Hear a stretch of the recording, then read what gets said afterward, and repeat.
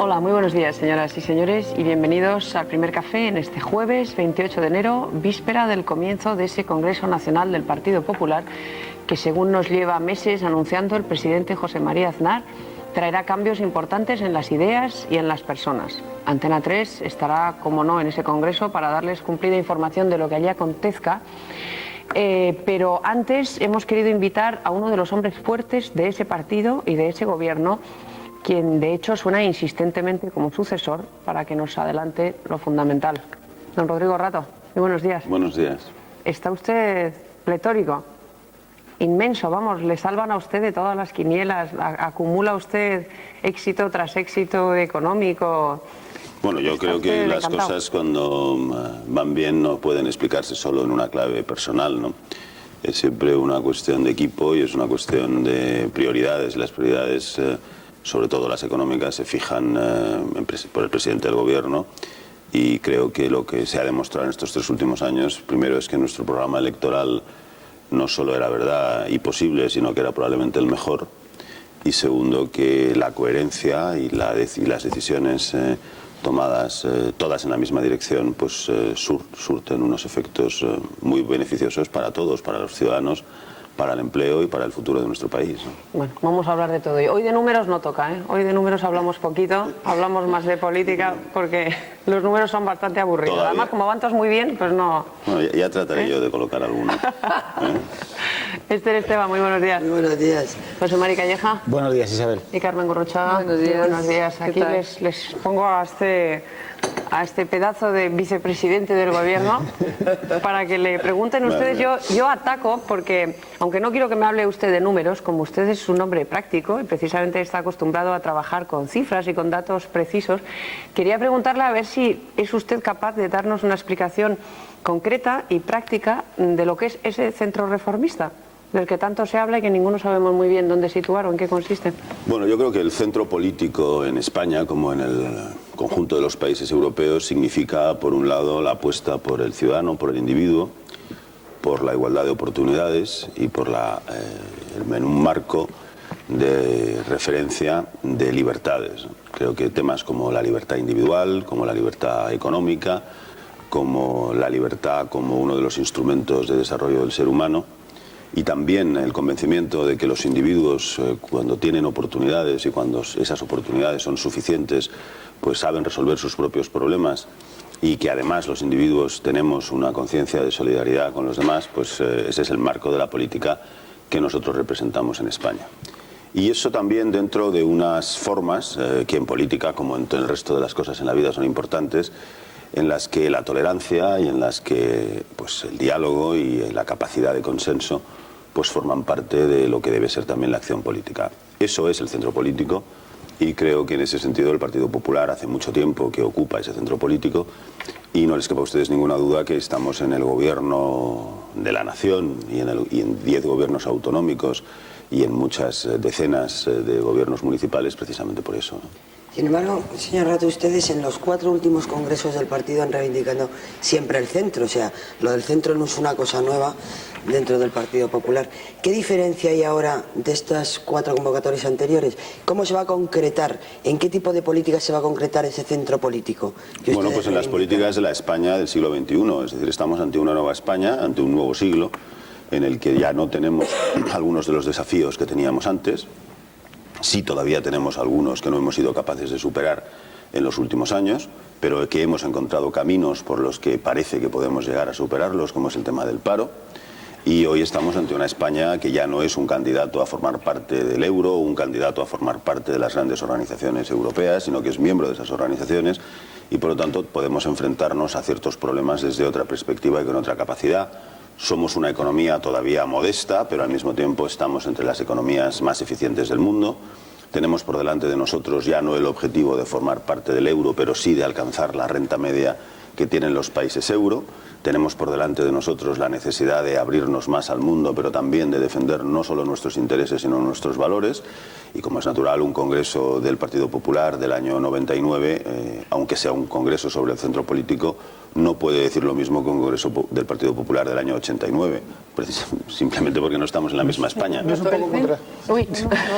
es un poco contradictorio el mensaje de centro y políticamente templado, razonable y por supuesto democrático? ¿No es un poco contradictorio ese mensaje con el hecho de que los compromisarios del Partido Popular, que mañana se van a reunir en Madrid, ya saben quién va a ser su secretario general, porque el presidente del gobierno y el responsable máximo del partido ya les ha dicho que el secretario general va a ser Javier Arenas? ¿No da una sensación de que es algo ya decidido, que es un sistema que no es precisamente el más democrático, que es decir, que los compromisarios elijan al secretario? Yo no equipararía democracia con follón, es decir, no es necesariamente equiparable, lo cual tampoco quiere decir que no haya que evitar los follones en la democracia. Pero votar no es follón, hombre. Bueno, pero es que van a votar. Un silogismo perfecto. Pero van a votar a alguien que ya está decidido. No, que está decidido no. Es que José María Aznar es un candidato a la presidencia del partido y lo lógico es que llegue al partido, al Congreso, diciendo quién va a ser su equipo. Me parece eso bastante más lógico que José María Aznar no le dijera a nadie quién va a ser su equipo. Él llega al Congreso con un equipo decidido por él, que es su responsabilidad. No quiere decir que esa decisión la haya tomado en solitario, pero sí quiere decir que al final la única responsabilidad de tomarla es la suya, como pasaría en cualquier otra organización humana. Si lo que usted me dice es que en este momento en el Partido Popular hay un consenso generalizado de que el presidente debe ser José María Aznar, pues yo creo que tiene usted bastante razón. Pero podría haber otros candidatos. No me refería a eso, sino... No, es que esa es la base, es que es la única que tiene que ver. Es decir, el problema no es... Si usted encuentra un problema en esto que yo no lo encuentro, el tema está en que el presidente del partido se presenta a la reelección como presidente, hay un consenso muy amplio en el partido de que él va a ser el único candidato a presidente, pero podría no haberlo, y a partir de ahí me parece absolutamente lógico que José María Aznar le diga a su partido y también a la opinión pública española: yo, si soy presidente, quiero elegir a estos señores como equipo de partido, que tiene eso de excepcional. Vamos, que no es un congreso a la búlgara. No es un congreso a la búlgara para nada. Nosotros somos el partido con más afiliados de España, más de 500.000 afiliados. Celebramos este congreso exactamente en la fecha en que mandan los estatutos. No hemos acelerado, ni atrasado, ni planificado el congreso. El congreso cae exactamente en enero del 99 por una única razón, porque en enero del 96 tuvimos el anterior. Es un congreso que además se plantea con tranquilidad, con suficiente tiempo, sin tensiones y en el que se puede debatir lo que cada cual quiera. Pero es un partido que tiene amplios consensos, tiene procesos de discusión interna. Somos desde hace muchos años el único partido que celebra sus congresos, los regionales, los locales, con la puerta abierta a la prensa en todas las reuniones, y ustedes son testigos de eso, y nos ponemos de acuerdo. Ahora, el que nos pongamos de acuerdo ¿quiere decir que no somos democráticos? Hombre, yo quiero decir que somos racionales. También podría haber, hemos tenido congresos que no están de acuerdo. Bueno, sí, ya lo sé, yo he vivido muchos, pero no me voy a quejar de que ahora tengamos un congreso en el que estamos de acuerdo. Y me parece que además tenemos cauces internos de discusión suficientemente templados y a lo largo de suficiente tiempo, habida cuenta que nuestros congresos se celebran no porque nos convenga, sino porque lo mandan nuestros estatutos en fecha fija, y llegamos a solucionar nuestros problemas de una manera pausada y tranquila. Y en este momento me parece que el celebrar un congreso en esas condiciones, yo no me voy a quejar. Yo no me voy a quejar de tener un congreso en el que el partido tiene básicamente acuerdos sobre cuestiones muy importantes. Un partido que no solo tiene el mayor número de afiliados de España, sino que además tiene el mayor número de responsables políticos y que por lo tanto pues hay posiciones no siempre coincidentes en muchísimos asuntos, y lo vamos a ver en el debate de las ponencias. Pero precisamente porque es un congreso que no está pensado para hacer una campaña electoral, no presentamos un programa electoral en el Congreso, sino que presentamos unas ponencias que servirán de referente a los futuros programas electorales. Pero verá usted cómo en las ponencias tenemos nuestros debates que son la base de lo que va a ser después las posiciones del partido en elecciones autonómicas o en elecciones generales o en elecciones locales, ¿no? Hombre, las ponencias son bastante generales, ¿eh? A mí me recuerdan a aquel preámbulo de la Constitución de 1812 que decía que los españoles son buenos y benéficos. Son un poco más largas. Sí, pero vamos, vienen a decir más o menos lo mismo. No. Somos estupendos, apoyamos la libertad, el centrismo, la moderación, la solidaridad, en fin, sí, son unas ponencias bastante Bueno, también dicen que apoyamos el que seamos un país en el que la igualdad de oportunidades sea lo más importante. Hombre, no van a decir que apoyan la discriminación. No, quiero decir que si no se concreta un poco más... el intervencionismo del Estado, podríamos apoyar un mayor papel del sector público, podríamos apoyar un aumento de los impuestos, podríamos apoyar otras cosas que otros partidos políticos apoyaban. No sé si ahora apoyarán, porque no está muy claro qué es lo que apoyan, pero nosotros, yo le pondría una propuesta. Coja usted nuestras propuestas electorales o de congresos de los últimos años y verá usted que estamos en una evolución de lo que hemos dicho siempre. Lo que pasa es que ahora lo decimos gobernando y entonces probablemente eso nos da pues quizás un mayor grado de credibilidad. Pero no... ¿Y de ambigüedad? En ese camino del centro, señor no lo Rato... creo. ¿Por qué? ¿Por qué ambigüedad? Pues porque cuando uno está en el gobierno, perdóname Carmen, porque cuando uno está en el gobierno lo que dice está obligado a cumplirlo porque tiene las posibilidades para hacerlo, ¿no? Entonces hay que mantenerse en límites más ambiguos, ¿no? Lo que hemos dicho no se puede concretar tanto. No hay más que ver nuestro programa. Nosotros prometimos bajar los impuestos, es lo que estamos haciendo. Pero prometieron bajarlos más de lo que los han bajado. Eso es posible, pero... No, eso es así. Bastante. No es posible, es verdad. Nadie es perfecto. Se los hemos bajado más a las rentas más bajas y eso nos ha obligado a no bajárselo tanto a las rentas más altas. Claro, pero la cuestión es que han incumplido lo que ponía en el programa. Señor Rato, la sensación que... Con las rentas más bajas no. Es posible que con las rentas más altas sí. Pido la palabra como de colegio. La sensación que da es que en ese camino hacia el centro, que es mucho cuestión de imagen también, además de políticas económicas, hay mucho de imagen. Ustedes por un lado están utilizando una terminología no propia de la derecha, que es tolerancia, solidaridad, usted lo acaba de decir al empezar a hablar. Es que nosotros no somos la derecha. Bueno, dentro hay una amalgama, eso es lo que le quería decir. Entonces lo que me da la sensación es que han llegado al Congreso y precisamente para que no salga esa derecha que hay dentro de su partido, que si hay un sector de derecha, han hecho unas ponencias, como decía Isabel, que dicen aquello de somos enemigos del mal, partidarios del bien, no nos gustan los ladrones, si nos gusta la gente buena, un poco por ahí, ¿no? Caricaturizando. Hombre, yo creo que las caricaturas son siempre divertidas, ¿no? Y usted las utiliza mucho, por cierto. Yo no soy capaz, no tengo suficiente ingenio para utilizarlas a nadie, pero y con bastante mordacidad, además. La verdad es que cuando veo las caricaturas en la prensa, etcétera, pues casi siempre se aprende bastante y es una manera de presentar las cosas. Yo creo que nosotros hacemos una apuesta clara desde el punto de vista político por una sociedad, vuelvo a repetir, en la que el individuo y la igualdad de oportunidades y por lo tanto temas como la educación sean básicos. A mí me parece, ustedes podrán decirme, hombre, eso estamos todos de acuerdo. Primero, yo creo que no estamos todos de acuerdo. Y segundo, bueno, pues nosotros nos gusta que haya muchos españoles que estén de acuerdo con nosotros, no nos quejamos de eso. Pero ¿y por qué planteamos? Pero tiene una racionalidad. Es decir, ¿cuál es la base por la que nosotros planteamos en este momento los temas que estamos planteando? Bueno, pues porque España hoy se enfrenta al siglo XXI en unas condiciones distintas de las que se enfrentaba hace unos años, pero también tiene delante de sí un mundo distinto. Todo eso que llamamos los mercados globalizados, eso que sucede con que la bolsa de Tokio, la bolsa de Sao Paulo, pues nos afecta a nosotros, lo que supone tener una moneda única, también las nuevas responsabilidades que tiene España desde el punto de vista de un país que invierte en otros países, el papel que juegan nuestras empresas cuando van fuera. Es decir, tenemos que hablar de cosas distintas de las que hablábamos antes.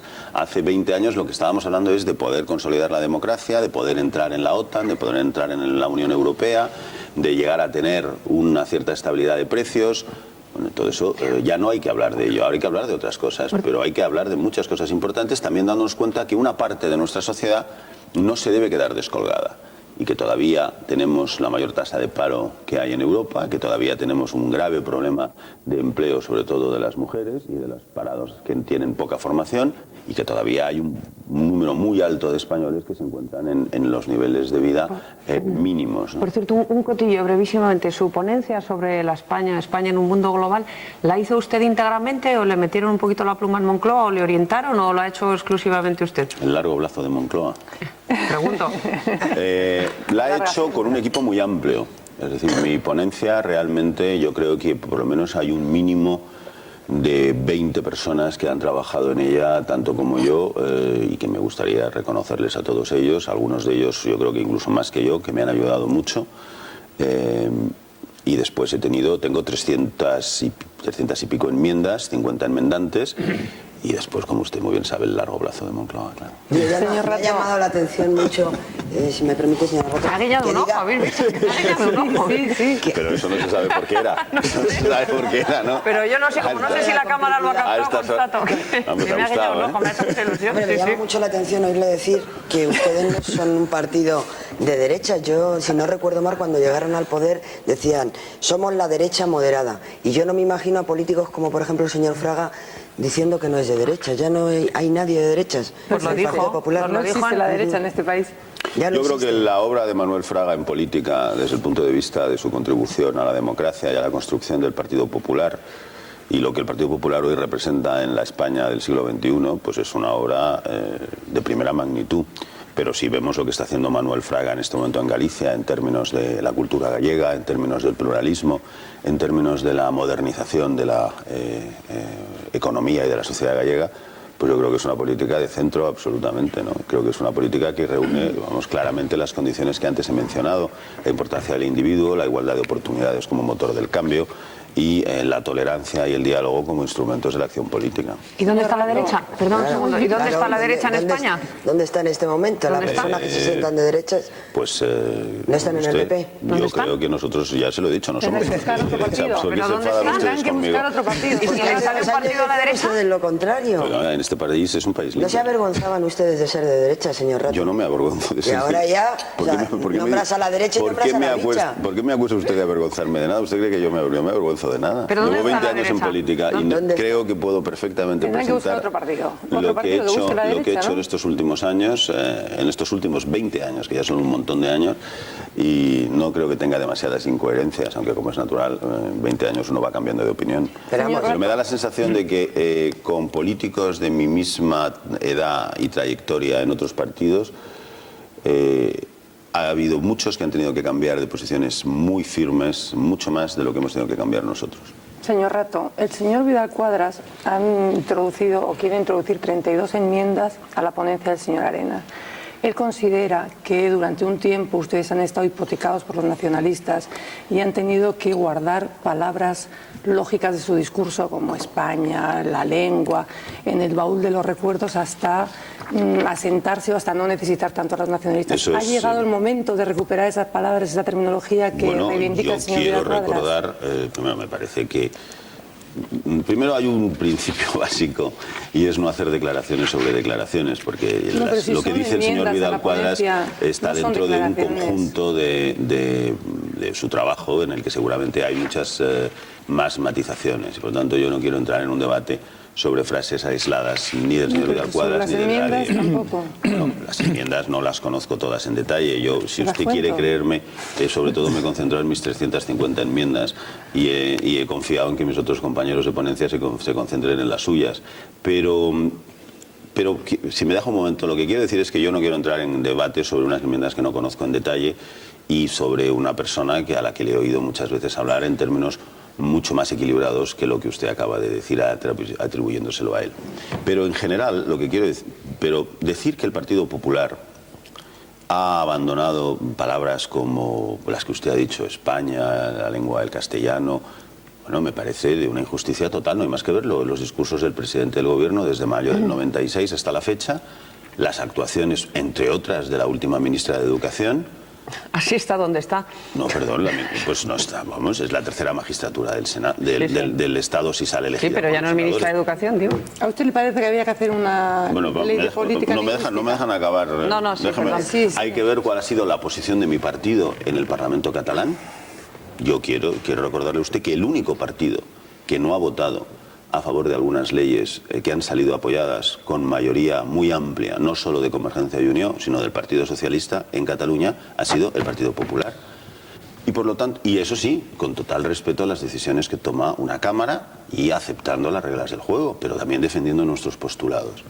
En ese sentido, me parece injusto lo que usted acaba de atribuirnos. Otra cosa es que al mismo tiempo, al mismo tiempo, nosotros, a partir de mayo del 96, hemos establecido un acuerdo político, yo creo que de características en algunos casos históricas con los nacionalismos moderados españoles, que viene a superar un enfrentamiento muy largo entre los nacionalismos moderados y el liberalismo español que parte de los años 30 y que ha superando ese enfrentamiento. Yo estoy convencido de ello, y que ha permitido que España, gracias a la ayuda y a la contribución de esos partidos, hoy sea un país en el que se crea la mitad del empleo de Europa, formamos parte del euro y hay una clarísima estabilidad política. Otra cosa es que tengamos discusiones sobre temas de financiación autonómica, de equilibrio y de cesión de impuestos o de programación de las inversiones regionales. Pero yo creo que nadie rebate lo que usted ha dicho ahora mismo. Bueno, Ni siquiera el señor Vidal Quadras rebate esa primera parte que usted acaba de explicar. Si es que Dice a partir de ahora. Yo con el señor Vidal Quadras tengo muchas ocasiones de hablar, pero le vuelvo a repetir, le he escuchado muchas veces, me parece una persona muy brillante y cuando dice cosas las dice con bastante más equilibrio que frases sueltas como usted me acaba de mencionar. Entonces yo no estoy haciendo un debate sobre las enmiendas del señor Vidal Quadras, estoy haciendo un debate sobre algunas afirmaciones que usted ha hecho. Usted dice que no han renunciado a determinadas palabras, pero lo que sí es evidente es que han incorporado otras a su vocabulario que antes no existían. Por ejemplo, hace un año fueron asesinados en Sevilla el matrimonio Becerril y hace unos meses el presidente del gobierno, José María Aznar, habló del grupo terrorista como el Movimiento Vasco de Liberación Nacional, que es una palabra que desde luego no estaba en el argot de los políticos de centro como el señor Aznar antes de la tregua. Lo que le quiero preguntar es hasta qué punto no están dejando ustedes sin referencias políticas a un sector del electorado que vota al Partido Popular, que no es nacionalista vasco, por supuesto, y que está sintiendo una cierta orfandad, no solo en el País Vasco, sino en el resto de España. Yo creo que eso que dice usted es equivocado, si usted no me perdona. Si usted ve los resultados de las últimas elecciones vascas del 25 de octubre, es decir, no hace mucho tiempo, yo no hablaría de orfandad. Han votado más. Después de eso. No, momento. Yo me refiero a las elecciones, que es cuando vemos lo que opinan los ciudadanos. Han votado más vascos que nunca, han votado más vascos que nunca al Partido Popular y por lo tanto lo que usted afirma es que no se compadece con la realidad.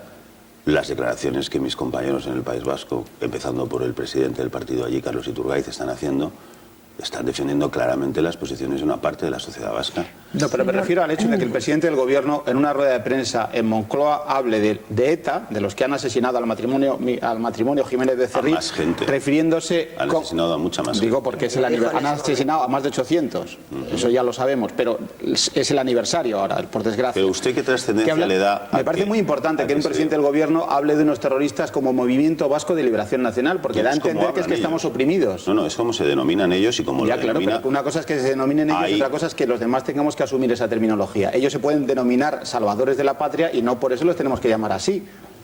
Pues que no les hemos llamado salvadores. Movimiento Vasco de Liberación Nacional.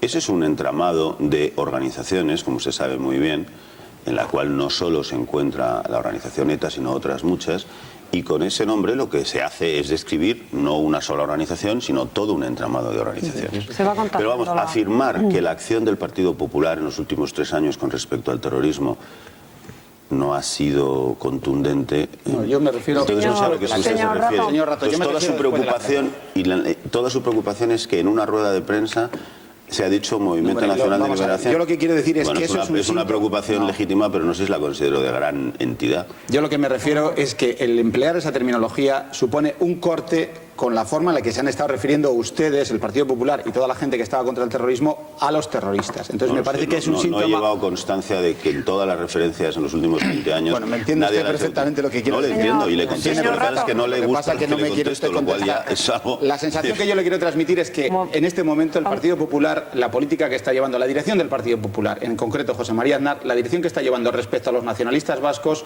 no es lo que los militantes del Partido Popular... ¿Y eso cómo lo sabe usted con esa porque hablo con ellos y se quejan. Yo también.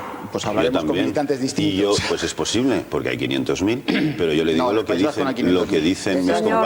que dicen mis compañeros del País Vasco, que están siendo en este momento objeto de presiones por parte de ETA y sus distintos movimientos políticos, y lo que dicen los representantes del Partido Popular en el Parlamento Vasco y en las instituciones vascas, me parece que es suficientemente representativo de lo que opinan los ciudadanos vascos que nos votan y de muchos que no nos votan y que nos van a votar más todavía en junio de 1999. Señor Rato, se refería usted hace un momento a los nacionalismos moderados. ¿Usted cree que en este momento, con el Partido Nacionalista Vasco claramente alineado junto a Herri Batasuna en una asamblea de municipios vascos claramente inconstitucional, que no cabe en los términos de la actual Constitución y que no tiene ninguna base legal? Depende para lo que hagan. Es decir, momento. No echemos todos los caballos, depende de lo que hagan. Si se reúnen a hablar de colaboración entre los ayuntamientos para la acogida... No parece que vaya por ahí. Vale, de acuerdo. Bueno, ¿me dejáis por favor preguntar? Pero depende para lo que vayan. Es que lo que no se puede es preestablecer. Pues omita usted la segunda parte de la pregunta. Nosotros hemos opuesto a que esa asamblea pueda sustituir la voluntad democrática de los vascos que está representada en el Parlamento Vasco. Bien. Nosotros hemos dicho claramente que si en esa asamblea y en cualquier reunión política a la que asista HB o cualquier otro sucedáneo de esa organización que no condene la violencia, nosotros no estamos dispuestos a colaborar. Nosotros hemos insistido en la necesidad de continuar por el camino que le ha dado al País Vasco prosperidad, le ha dado autogobierno, le ha dado capacidad política y que ha conseguido llegar a un punto en el que el terrorismo no puede actuar como actuaba antes, aunque sigue actuando, que ha sido la acción de la opinión pública, la acción de la justicia, la colaboración internacional y las fuerzas de seguridad. Pero me gustaría terminar de preguntarle, porque no me deja usted terminar de formular la pregunta. Sí, eso es verdad. Bien, entonces, con un Partido Nacionalista Vasco, omita usted la parte de la Asamblea de Municipios Vascos, cuyo presidente decía recientemente, todos tenemos presentes las imágenes, que el PNV, que el pueblo vasco no cabe en la Constitución. Eso lo hemos visto todos, lo decía el señor Arzallus recientemente.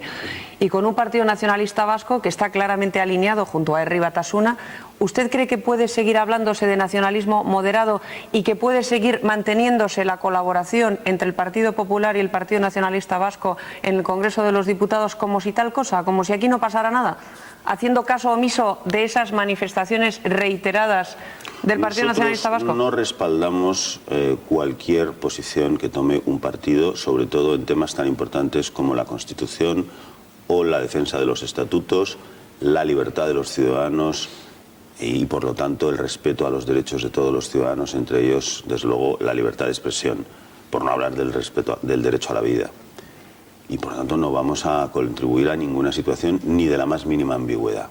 A partir de ahí, yo quiero recordar que nosotros teníamos unos acuerdos parlamentarios con el Partido Nacionalista Vasco que giraban principalmente hacia dos cuestiones: la entrada de España en el euro y la culminación de las negociaciones sobre el concierto. Esas dos cuestiones han quedado suficientemente satisfechas por ambas partes y yo quiero reconocer la contribución que ha hecho el Partido Nacionalista Vasco a la estabilidad política y a la política económica en concreto. Y a partir de ahora, pues mire usted, nosotros juzgaremos cada decisión en sus méritos. Pero desde luego lo que no vamos a hacer, ya lo digo y lo vuelvo a reiterar, es mantenernos en ninguna posición en la que podamos respaldar directa o indirectamente acciones que vayan contra la convivencia o contra el Estatuto de Gernika y desde luego contra la Constitución, o que puedan minusvalorar lo que son presiones no aceptables en la sociedad democrática sobre ciudadanos simplemente porque piensan distinto. Con eso no quiero decir que el Partido Nacionalista Vasco las esté alentando. Quiero decir que nosotros no las vamos a respaldar. No digo que ellos las estén alentando. Quiero decir, si en este momento no existe un pacto como tal entre el Partido Nacionalista Vasco y el Partido Popular. Ayer lo decía el señor Anasagasti, que no se puede romper nada porque no hay nada. ¿Usted está de acuerdo con eso? Yo creo que nosotros en este momento no tenemos un pacto de gobierno, como por ejemplo existe en los ayuntamientos y en las diputaciones forales entre el Partido Socialista y el PNV. No lo tenemos. No tenemos un pacto de gobierno. Lo que tenemos es que estos señores están elegidos por la voluntad del pueblo español en el País Vasco como representantes de todo el pueblo español en el Parlamento Nacional. Y como es natural, nosotros cuando presentamos un proyecto de ley hablamos con todos los grupos parlamentarios y si ellos plantean iniciativas que consideramos que son buenas, pues no las vamos a no respaldar, entre otras cosas porque quiero recordar aquí que el Partido Nacionalista Vasco es un partido que tiene una representación parlamentaria absolutamente legítima, que ha defendido posiciones no solo moderadas, sino valiosas para el conjunto de los ciudadanos en muchas ocasiones, a las que nosotros hemos contribuido y hemos colaborado, pero no tenemos un pacto de gobierno con ellos, no estamos gobernando con ellos. Señor Rato, tal como están las cosas, ¿a usted le parecería bien que PP y PSOE unieran sus fuerzas de cara a las elecciones municipales? Es decir, que tuvieran la suficiente altura de miras y generosidad para enfrentarse a ese frente nacionalista que ya está ahí sobre encima de la mesa y llegar a acuerdos puntuales en las municipales. Bueno, usted, yo creo que eso es una decisión que tenemos que residenciar en mis compañeros del País Vasco. Los acuerdos electorales, preelectorales o postelectorales, como usted sabe, dependen pues de muchas circunstancias, y yo me remito ahí a lo que digan mis compañeros del País Vasco. Lo que el Partido Popular del País Vasco, desde luego con todo el respaldo del Partido Popular de España, está defendiendo, es lo mismo que ha defendido siempre, y creo que hay una mayoría del pueblo vasco que coincide con nosotros, muchos que desde luego no nos votan, y es posible que no nos voten nunca, pero que reconocen que en los últimos 20 años el País Vasco ha tenido un avance sustancial en términos económicos y en términos políticos, al que no ha contribuido nada, ni HB, ni ninguno de los movimientos relacionados con HB, no han tenido la menor contribución ni a la prosperidad ni al autogobierno del País Vasco. Más bien todo lo contrario, y creo que eso es lo que tenemos que seguir profundizando. Y si los movimientos políticos relacionados con ETA abandonan la violencia y se suman a lo que hemos estado haciendo los demás, bienvenidos sean. Pero no tenemos por qué cambiar nuestro rumbo, porque nuestro rumbo ha sido, no digo el del Partido Popular, sino el del conjunto de las fuerzas democráticas vascas, ha sido el rumbo que ha conseguido que el País Vasco de 1999 sea sustancialmente mejor en términos políticos, en términos de autogobierno y en términos económicos que el País Vasco de 1979. Y lo único malo que ha pasado en el País Vasco entre el 79 y el 99 se llama ETA y HB. ¿Y cree usted pero la sociedad vasca, ese 50% no nacionalista, tiene derecho a sentirse representada? Y se siente representado. Lo que decíamos antes, se siente cada vez más representado. Señor Rato. Y lo van ustedes a ver, lo han visto en las elecciones autonómicas, lo van a ver ustedes en las elecciones municipales y lo van a ver ustedes en las elecciones generales. Que ese número de vascos, no necesariamente, mire usted, nosotros vamos a evitar que se produzca un quebranto o un enfrentamiento de la sociedad vasca. Haremos todo lo posible por evitar enfrentamientos innecesarios y creemos que ninguno es necesario. Pero lo que no cabe duda es que la sociedad vasca ha elegido un camino desde hace 20 años o más que le ha sido extraordinariamente positivo, no solo en términos políticos, sino también en términos sociales y económicos, y nosotros somos parte de ese camino, con otros partidos políticos sin duda, entre ellos el PNV, entre ellos el Partido Socialista, y queremos continuar por ese camino. A escala nacional, señora, perdón un momento, a escala nacional, Esther hablaba de acercamiento con el PSOE. No ya me refiero a pactos con concretos municipales, sino en general, en el plano nacional. ¿Usted cree que es posible y que es deseable un mayor acercamiento entre el PP y el PSOE para hacer frente a esta tregua, a este mal llamado proceso de paz? A mí no me gusta emplear su terminología, pero digamos para gestionar la situación política que se abre a raíz de la tregua. Yo creo que es imprescindible que el gobierno de la nación, el gobierno del Partido Popular, en un tema como es el tema relacionado con la paz y con la ausencia de violencia, tiene que tener amplios consensos con los partidos políticos, desde luego con el principal partido de la oposición, con el Partido Socialista, con otros partidos también, y creo que en eso hemos trabajado desde el principio que se planteó por parte de ETA la tregua, que después no ha sido tal, porque hemos de reconocer que no ha habido tregua, es decir, la violencia sigue existiendo, la presión sigue existiendo, las amenazas físicas, morales y políticas siguen produciéndose y por tanto no ha habido ninguna tregua. Económicas también. Pero, sumémoslas. Pero nosotros creo que lo que estamos haciendo es tratar de que se produzcan todo el tiempo consensos en los que indudablemente, subrayadamente, el Partido Socialista ha jugado y va a seguir jugando un papel determinante. Yo quiero hacerle dos preguntas ya que consigo el turno. Una, volviendo a la Asamblea de Municipios Vascos, el PNV dice que no va a ser una asamblea constituyente, es decir, que no tiene ninguna intención de cambiar el actual marco jurídico por otro, con lo cual va a ser una asamblea de colaboración entre ayuntamientos. ¿Usted le cree? Esa es una pregunta. Y la otra, respecto al tan cacareado acuerdo PNV-PSOE por un lado y partidos nacionalistas por otro, ¿usted no cree que eso acrecentaría la fractura o la quiebra social que ya existe en el País Vasco? Vamos a ver, primero, yo creo que en el País Vasco no existe una quiebra en este momento entre los ciudadanos. Tampoco hay riesgo de que exista en el futuro. Eso es otra cuestión. Yo creo que entre la gente, entre el pueblo, entre los vascos, los ciudadanos que viven allí, las mujeres y los hombres que viven allí, existe un deseo independientemente de las posiciones políticas que son distintas y que es lo lógico, existe un deseo de caminar en la dirección que hemos caminado todos juntos en los últimos 20 años, con la excepción de HB. Creo que sobre la famosa Asociación de Municipios Vascos, yo me remito a lo que está pasando con el Ayuntamiento de Pamplona, y lo he oído hoy en la radio viniendo para acá, lo que está pasando en el Ayuntamiento de Vitoria y en otros muchos ayuntamientos. No parece que esa sea precisamente una asamblea que vaya a generar unión, parece más bien que eso lo que va a producir es una cierta desunión, incluso dentro de los propios partidos que en esa participan y desde luego con muchos ayuntamientos.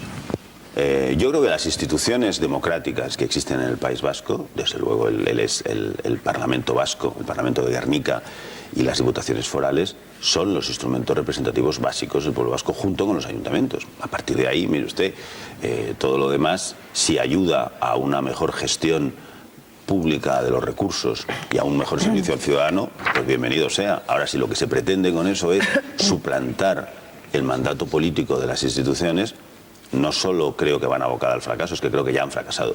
Es que ese es el problema.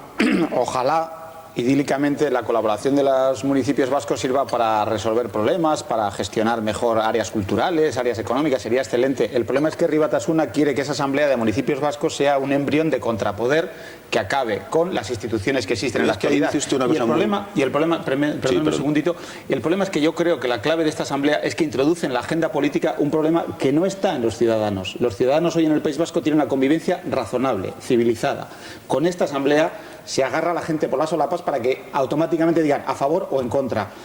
Nacionalista vasco, nacionalista español. Se crea un abismo en la sociedad vasca que sí puede crear a largo plazo un riesgo de enfrentamiento que hoy no está en la agenda de los ciudadanos, que conviven razonablemente en términos generales. Yo creo que usted acaba de decir una cosa básica en esta cuestión, y es HB quiere. Claro, es que no debemos seguir la agenda política de HB. HB debe cambiar de agenda política, no los demócratas debemos cambiar de agenda política. Ustedes no, pero el PNV está completamente hermanado con HB. Bueno, y yo creo que si eso es así se equivocan.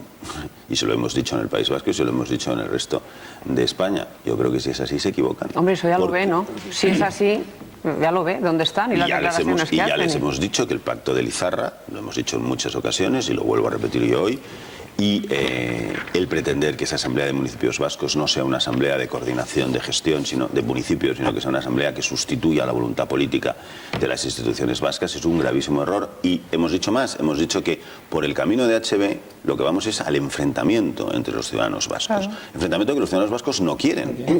No quieren. Y por eso yo estoy convencido de que no solo tenemos la razón, sino que tenemos el respaldo de la mayoría de los ciudadanos vascos, no el Partido Popular, sino los partidos democráticos.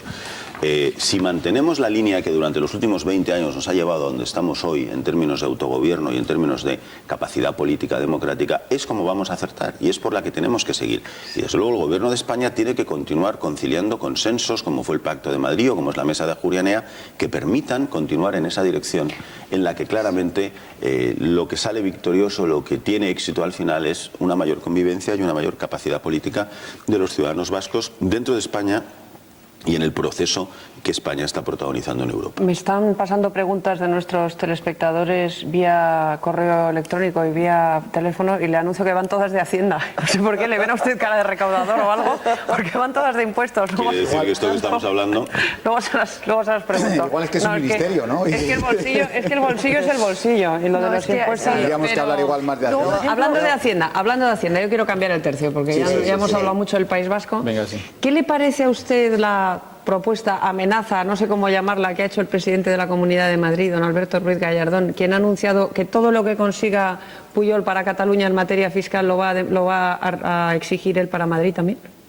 Bueno, usted, yo creo que en el debate sobre la financiación autonómica a mí me gustaría poner las cosas en una cierta perspectiva. Primero, en el año 97 nosotros, junto con Convergencia y Unió y Coalición Canaria, aprobamos un nuevo modelo de financiación autonómica al que el Partido Socialista no se ha sumado. Yo creo que 3 años más tarde podemos tener algunas conclusiones de ese modelo. Primero, que las comunidades autónomas que lo aceptaron van a tener mejor recaudación que las que no lo aceptaron. Segundo, que la supuesta quiebra de la solidaridad en España y la pérdida de la unidad de España y todas aquellas cosas que nos anunciaban los tenores, pues no se ha producido ni muchísimo menos. ¿Qué son los tenores? Sí, eso estaba yo pensando. Tenores. Pavarotti, Plácido Domingo. Claro, Carrera.